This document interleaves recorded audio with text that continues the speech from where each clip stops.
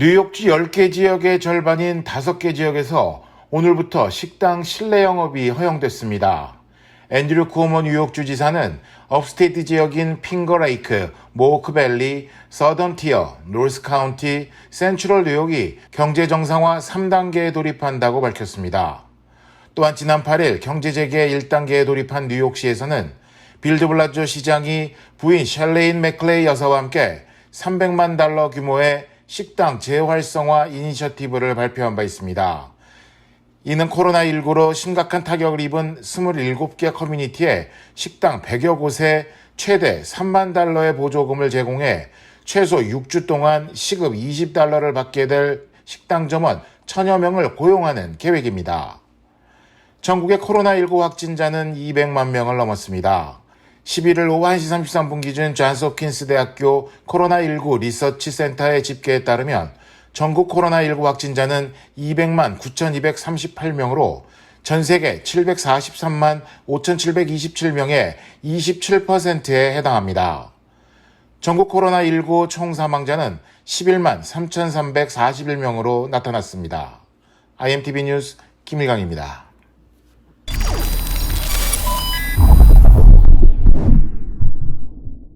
오는 6월 23일 뉴욕주 예비선거를 앞두고 내일 13일부터 뉴욕주 전역에서 조기 투표가 일제히 시작됩니다.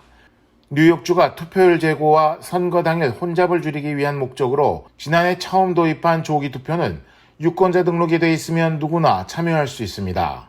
조기 투표소는 퀸즈, 베이사이드 소재, KCS 커뮤니티 센터 등 모두 18곳에서 운영됩니다.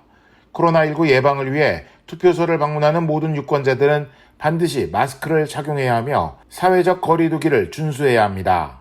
자신의 거주지가 속해 있는 카운티 내 투표소 가운데 한 군데를 찾아 투표를 하면 됩니다. 투표소 위치는 뉴욕시 선거관리위원회 웹사이트에서 찾을 수 있습니다. 조기 투표소 운영 시간은 날짜별로 다른 만큼 사전에 숙지해야 합니다. 조기 투표 역시 일반 투표와 마찬가지로 투표소에 도착한 뒤 선거의 명부에 서명을 하고 투표용지를 받아 펜으로 후보자를 선택한 뒤 개표기 스캐너에 집어넣으면 투표가 완료됩니다. IMTV 뉴스 김일강입니다.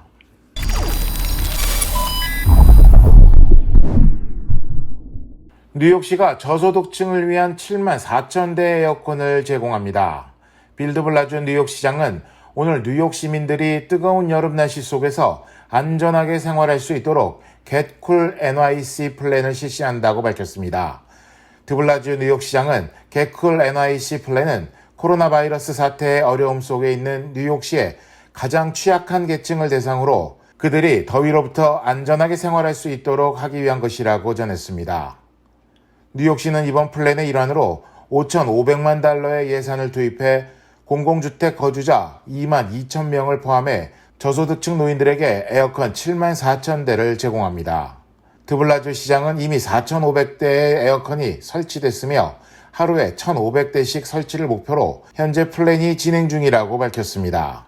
시장은 또한 뉴욕주 공공서비스위원회가 에어컨을 설치한 주민들의 전기요금 충당을 위해 보조금을 2배로 늘리는 것에 동의했다고 말했습니다. IMTV 뉴스 김일강입니다.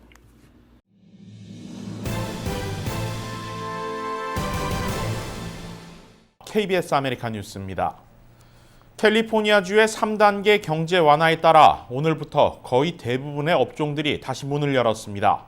그러나 여전히 확진자 수는 줄지 않고 있는 추세라 우려가 만만치 않습니다. 이유수 기자가 보도합니다. 3단계 경제 완화 정책이 오늘부터 시행됩니다.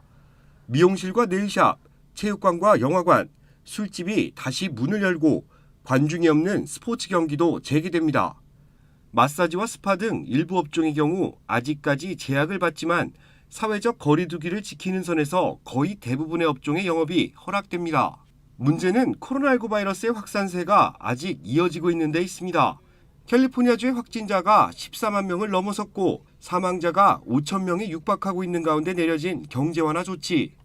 일각에서는 이번 조치로 바이러스 재확산 사태가 발생할 수 있다는 우려를 내놓고 있습니다.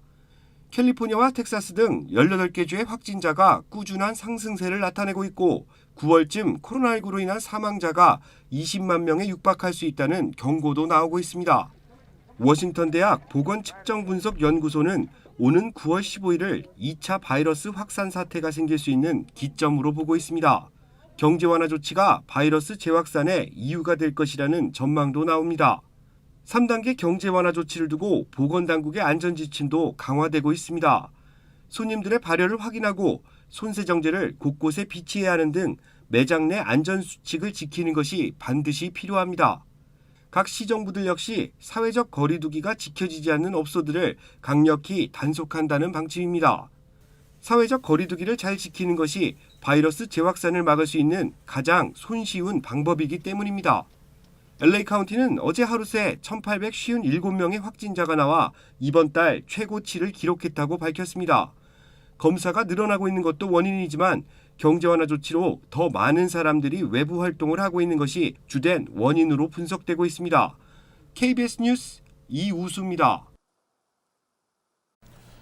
한편 코로나19 백신 개발에 속도가 붙고 있습니다. 글로벌 제약사들이 잇따라 안전성과 효능을 최종 점검하는 3상 임상시험에 돌입했는데 이 단계만 잘 넘어가면 백신이 시판될 수 있을 것으로 보입니다. 김경일 기자가 보도합니다. 백악관 태스크포스 핵심 인물인 앤서니 파우치 전염병 연구소장은 다음 달 모더나를 시작으로 8월엔 옥스퍼드 제너 연구소, 아스트라제네카, 9월은 존슨앤존슨이 3상 임상시험을 돌입할 예정이라고 밝혔습니다. 이들 기업은 미국이 시험용 백신 개발을 위해 자금 지원을 결정한 민간 제약사들입니다.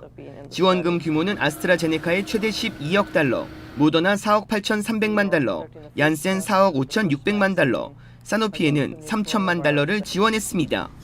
이는 백신 개발 가능성과 개발 속도를 높이고 시판될 백신을 미리 확보하기 위한 것입니다. 파우치 소장은 내년 초까지 1억 회 투여분의 백신 후보 약품을 확보해야 한다고 강조했습니다. 코로나19 백신 개발은 미국 모더나, 영국 스웨덴의 다국적 제약사 아스트라제네카, 중국 사노백 등이 선두그룹으로 꼽힙니다. 글로벌 제약사들은 백신 임상 일정을 기존 일정보다 2, 3개월 앞당겼습니다. 특히 아스트라제네카는 코로나19 백신 임상과 생산 준비를 동시에 하고 있습니다. 올해 9월에서 10월까지 20억 명이 투약할 수 있는 분량을 생산할 계획입니다. 트럼프 대통령은 12억 달러의 백신 수입을 주문했습니다. 이는 3억 명 이상이 접종할 수 있는 분량입니다. 사노피와 GSK는 백신 개발 속도는 늦었지만 백신 개발 기술력과 자금력을 갖추고 있어 하반기 중 임상시험에 들어갈 것으로 관측됩니다. 제약사들은 최종 승인과 동시에 곧바로 대량 생산이 가능하도록 준비하고 있어 코로나19 백신 개발 경쟁은 하루가 다르게 더욱 치열해질 전망입니다. KBS 뉴스 김경일입니다. 코로나19로 어려움을 겪는 취약계층을 돕기 위한 한인사회 지원이 계속 이어지고 있습니다. 한인타운 시니어 커뮤니티 센터는 오늘 65세 이상 어르신들을 대상으로 세탁이 가능한 마스크와 손소독 물티슈 각각 300개씩을 무료로 배포했습니다.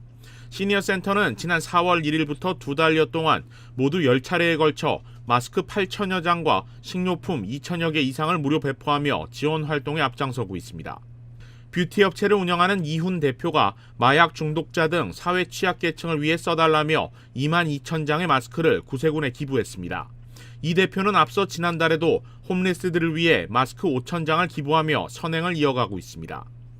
코로나19 극복과 대미 수출 지원 방안을 논의하는 2차 협의회가 어제 LA 총영사관 주재로 열렸습니다. 코트라와 AT센터, 중소기업진흥공단 LA센터 등 모두 13명의 관련 기관장들은 기업들의 피해 현황을 공유하고 향후 대미 수출 강화를 위한 지원 사업 확대 공조를 논의했습니다.